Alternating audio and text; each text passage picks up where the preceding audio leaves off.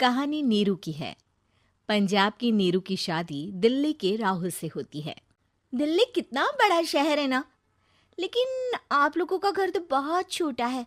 हमारे पंजाब में तो ये बड़े बड़े घर होते हैं कि मजा ही आ जाता है। कोई बात नहीं नीरू, मैं भी तुम्हारे लिए बहुत बड़ा मकान बनाऊंगा बहुत जल्दी। नीरू के पिता जहाँ पंजाब के जाने माने व्यापारी थे, वहीं उसका पति राहुल दिल्ली में एक सिंपल नौकरी करता था। माँ, यहाँ तो घी मक्खन इतना महंगा है कि क्या बताऊं। मैं तो तरस ही जाती हूँ घी खाने के लिए। नीरू की माँ को ये सुनकर बहुत दुख होता है। मेरी बेटी को घी नसीब नहीं हो रहा है और ये बहू यहाँ बैठकर घी में शक्कर डाल रही है। देख वनिता, मैं साफ कह रही हूँ, इस घर में जितना घी आएगा उतना ही मेरी बेटी के घर दिल्ली भी जाएगा। अरे ये क्या बात होती माँ जी?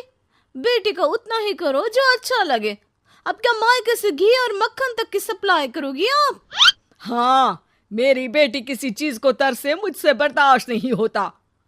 अब क्या था, नीरू के मायके में 2 किलो घी आता तो 2 किलो दिल्ली जाता नीरू के पास। एक दिन, माँ बड़ी गर्मी पड़ती है दिल्ली में। इस घर में तो एक ही एसी है और वो भी ड्राइंग रूम में। सारा परिवार एक ही कमरे में सोता है। हाँ बेटा, वो तो हर घर की कहानी है। यहाँ भी एक ही एसी है। अरे बिल इतना आता है कि क्या बोलूं। तभी वहां राकेश आ जाता है। माँ, थोड़ी देर में यहाँ कुछ प्लम्बर आएंगे मेरे कमरे में एसी लगाने। जरा ध्यान से लगवा देना ना माँ। ओए, ऐसे कैसे तेरे कमरे में एसी लगेगा? हाँ राकेश, एक बार बात तो कर लेता। अरे पापा, वो वनिता को गर्मी में नींद नहीं आती। ड्राइंग रूम में सबके साथ सोने में वो अनकंफर्टेबल है, इसलिए। अरे पूरे परिवार के साथ वहां तेरी बहन नीरू भी तो सोती है। वो नहीं हो रही क्या अनकंफर्टेबल? समझ रहा है ना? अगर एसी लगेगा तो एक दिल्ली में तेरी बहन के कमरे में भी लगेगा, तभी तू लगा सकेगा। राकेश वनिता को सारी बात बताता है। वनिता करती भी क्या, मन मारकर बैठ जाती है। माँ, ये लोग ठीक नहीं है, क्या करूं मैं? अरे बेटी, यहाँ आ जा, तू यहाँ आकर रह ले। अरे छोड़ दे ऐसे पति को। कैसे छोड़ दूं माँ? समाज क्या कहेगा, लोग क्या कहेंगे? वैसे भी मेरा एक बेटा है मयंक। अरे हटा बेटा, तेरी उम्र ही क्या है?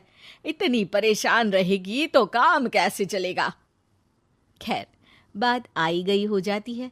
माँ को लगता है कि नीरू ठीक है, तो वहीं नीरू के मन में एक ही लाइन चल रही होती है, यहाँ आ जा। माँ ने तो बोल ही दिया है कि यहाँ आ जा। बस मयंक थोड़ा सा बड़ा हो जाए, इन गरीबों को छोड़कर मैं वापस माँ के पास ही चली जाऊंगी। वो इसी सोच में बाजार में चल रही थी कि मैम, आपका दुपट्टा जमीन को छू रहा है। नीरू जैसे ही उस लड़की की तरफ देखती है, देखती ही रह जाती है। खुद ही उठाकर दे दो ना। लड़का समझ जाता है कि नीरू उस पर फिदा हो चुकी है। वो उससे उसका नंबर लेकर चला जाता है। अब क्या था, नीरू और रोहित में लगातार बातें होने लगती है। मैं हरियाणा का रहने वाला हूँ, यहाँ एक बड़ी कंपनी का मैनेजर हूँ।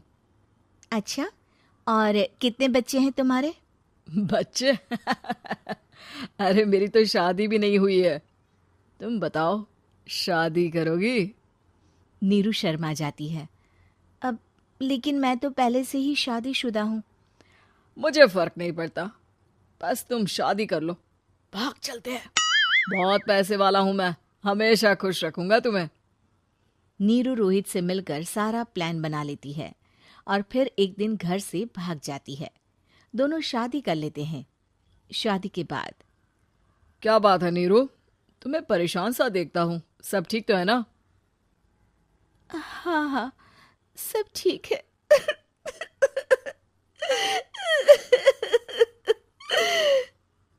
ये कहते कहते ही वो रोने लगती है। अरे क्या हो गया, रो क्यों रही हो?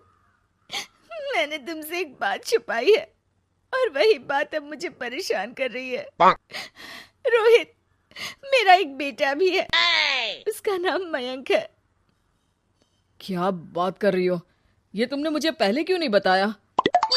देखो नीरू, मेरी माँ को मैंने ये नहीं बताया है कि तुम शादीशुदा हो। बच्चा मैं मैनेज नहीं कर पाऊंगा। नीरू को समझ में नहीं आता कि वो क्या करे। तुम उस बच्चे को अपनी माँ को क्यों नहीं दे देती? नीरू चुपके से माँ को फोन करती है। माँ, क्या मयंक को तुम रख सकती हो? बेटा, मैं राकेश के साथ बात करती हूँ। आखिर घर का बेटा वही है, जो वो बोलेगा।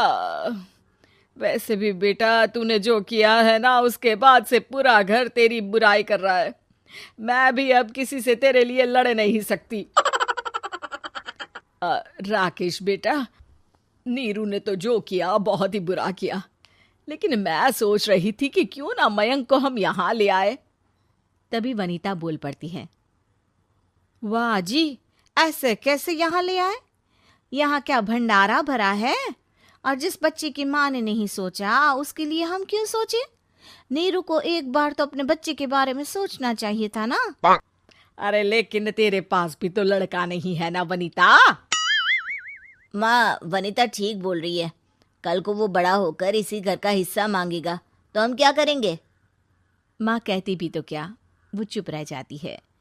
वहीं नीरू का पहला पति कहता है। माँ, अगर आज भी वो वापस आ जाए तो मैं उसे माफ कर दूंगा। बेटा, गरीबी चीज ही ऐसी है, क्या करेगा। तू तो अब मयंक का सोच। वो बेचारा तो बिना माँ का हो गया। मयंक की खातिर तू दूसरी शादी कर ले बेटा। लोगों के लाख समझाने के बाद नीरू के पहले पति की शादी रिद्धि से हो जाती है, जिसके पहले पति से 2 बच्चे होते हैं।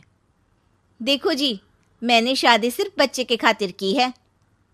मैंने भी शादी सिर्फ बच्चों के खातिर की है।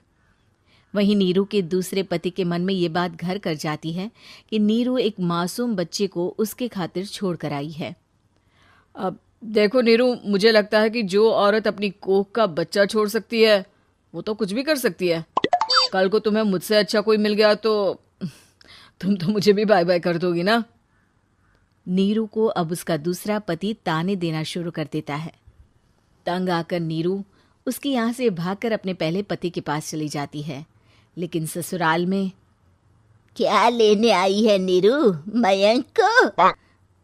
नहीं नहीं सासू माँ, मुझसे गलती हो गई, मुझे माफ कर दीजिए। नीरू, अब वक्त खत्म हो गया है, मेरी शादी हो चुकी है। तो छोड़ दो ना उसे, हमारा बच्चा है। मैं आपको अपनी माँ नहीं मानता। मेरी नहीं मान तो बात अच्छी है। नीरू मयंक की बात सुनकर समझ जाती है कि उसके पास अब ना आसमान रहा, ना ही जमीन।